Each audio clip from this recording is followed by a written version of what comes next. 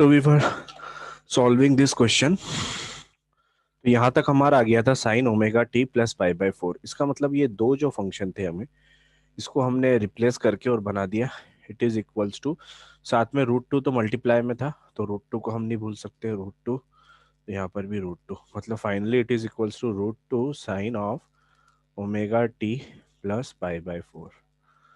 ठीक है, तो ये एक तरह से y is equals to A sine omega T plus five, ये इस तरह का इक्वेशन हो गया।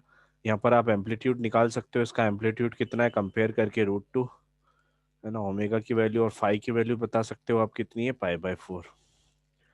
तो इन दिस मैनर ये जो फर्स्ट क्वेश्चन था हमारा, तो हम यहाँ पर क्लियरली कह सकते हैं कि ये जो हमारा जो फर्स्ट क्वेश्चन आया, दिस फर्स्ट क्वेश्चन, तो यहाँ पर ये जो आपका सबसे पहला वाला है that is S H M, periodic. S H M है तो पीरियोडिक भी है।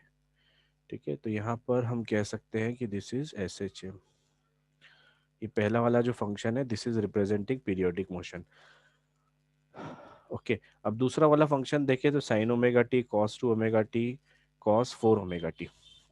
अब ये तीन एक तरह से एडिशन है। तो अगेन इस तरह के तीन फंक्शन अगर अपन ऐड कर रहे हैं जहाँ पर साइन और कॉस हो, तो ये भी एक पीरियोडिक फंक्शन होता है।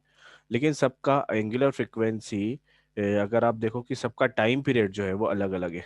देखो पहले वाले में आपका omega is equals to two pi by T बोलेंगे आप, तो टी इज इक्वल्स टू क्या आ जाएगा, two pi by omega sine omega T में। और कॉस टू ओमेगा टी में अगर अपन देखें तो हम बोलेंगे two omega is equals to two pi by T. तो यहाँ पर इसका जो टाइम पीरियड है टी टू, उसकी वैल्यू आ जाएगी two pi by two omega, मतलब pi by omega. Similarly four omega T का अगर अपन टाइम पीरियड देखेंगे तो इसका टाइम पीरियड आ जाएगा टू पाई बाय ओमेगा, और ओमेगा यहाँ पर फोर ओमेगा है। ठीक है, तो ये हो जाएगा आपका पाई बाय टू ओमेगा। तो हर एक का टाइम पीरियड अलग अलग है। तो मिनिमम जो टाइम पीरियड सभी का होगा that is the minimum time जिसमें वो सभी एक कंप्लीट साइकिल कंप्लीट कर लेंगे। तो वो आप देख सकते हो यहाँ पर जो टाइम पीरियड, जो मिनिमम टाइम पीरियड होगा वो अपन बता सकते हैं। तो दैट विल बी, देखो पहले वाले का आया टू पाई बाय ओमेगा, इसका तो पहला वाला आपका टी है, तो दूसरे वाले का आया आपका पाई बाय ओमेगा, मतलब टी टू जो है वो टी वन, इसको टी वन कह देते हैं हम, तो टी वन का हाफ है। ठीक है, टी वन का हाफ, और टी थ्री जो है वो टी वन का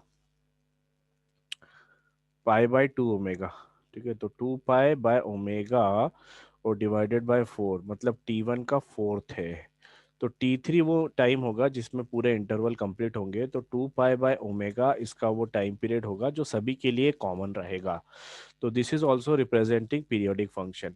लेकिन थर्ड वाला क्वेश्चन अगर आप देखो e to the power minus omega T, तो ई और लॉग ये दो फंक्शन अगर आ जाते हैं तो ये पीरियोडिक नहीं होते, ये एक्सपोनेंशियल फंक्शन होते हैं। या तो ये एक्सपोनेंशियली इंक्रीज करेंगे या फिर ये एक्सपोनेंशियली डिक्रीज करेंगे। ठीक है, तो ये पीरियोडिक फंक्शन नहीं होंगे। तो इस क्वेश्चन में पहला और दूसरा पीरियोडिक फंक्शन है और तीसरा और चौथा पीरियोडिक फंक्शन नहीं है। ये हमारा सेकेंड क्वेश्चन हमने देखा। ठीक है, अब इसके बाद हम एक और क्वेश्चन देखते हैं, third question, question number three.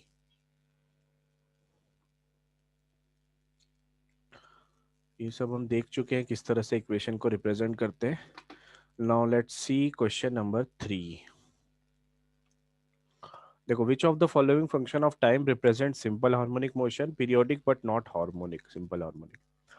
तो पहला वाला सिंपल हार्मोनिक फंक्शन, अगेन ये sine omega T cos omega T, तो वही काम करेंगे हम, pi by two sine pi by two root two का मल्टीप्लाई करेंगे तो ये इस तरह से फंक्शन कन्वर्ट हो जाएगा।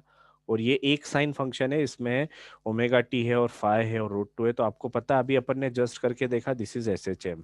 तो ये पहला फंक्शन तो एस एच एम रिप्रेजेंट कर रहा है। और दूसरे वाले फंक्शन को साइन स्क्वायर थीटा को आप half minus half cos two omega T. ठीक है, इसकी आप हमने आइडेंटिटी यूज करी कॉस टू थीटा, यहाँ पर हमने एक आइडेंटिटी यूज करी cos two theta is equals to, देखो यहाँ पर ये आपका कॉस टू थीटा है। अगर आप इस इक्वेशन को आप देखो तो यहाँ पर हम एक मिनट एक नोटपैड ओपन कर लेते हैं, फिर वहाँ पर मैं आपको एक्सप्लेन करता हूँ। Let me open a notepad so that we can get enough space. अब देखिए आप यहाँ पर sine square omega T is equals to half minus half cos two omega T. ठीक है, तो इसको हम क्या कर सकते हैं, half cos two omega T को आप इधर ले लो, तो ये क्या हो जाएगा, half minus sign square omega T. ठीक है, और अगर आप टू से मल्टीप्लाई कर देते हैं तो ये हो जाएगा cos two omega T is equals to one minus two sine square omega T. तो ये आइडेंटिटी हो गई, cos two theta is equals to one minus two sine square theta, है ना। इस आइडेंटिटी का यूज करके हमने इसे इसमें कन्वर्ट कर लिया। ठीक है, अब यहाँ पर जब आपने इसे इसमें कन्वर्ट कर लिया तो this is also simple harmonic motion, बस ये हाफ जो है इसमें माइनस होगी, मतलब इसका ओरिजिन आपने शिफ्ट कर दिया है। तो स्टार्टिंग पोजीशन आपने फिक्स कर दी है, बाकी तो यहाँ पर वही आ रहा है कॉस ओमेगा टी, यहाँ ए कॉस ओमेगा टी, तो यहाँ पर बाकी चीजें तो सेम है। तो this is also represent simple harmonic motion, लेकिन पॉइंट ऑफ इक्विलिब्रियम को आपने हाफ से शिफ्ट कर दिया है। ठीक है, तो ये भी आपका 14.3 क्वेश्चन हो गया यहाँ पर।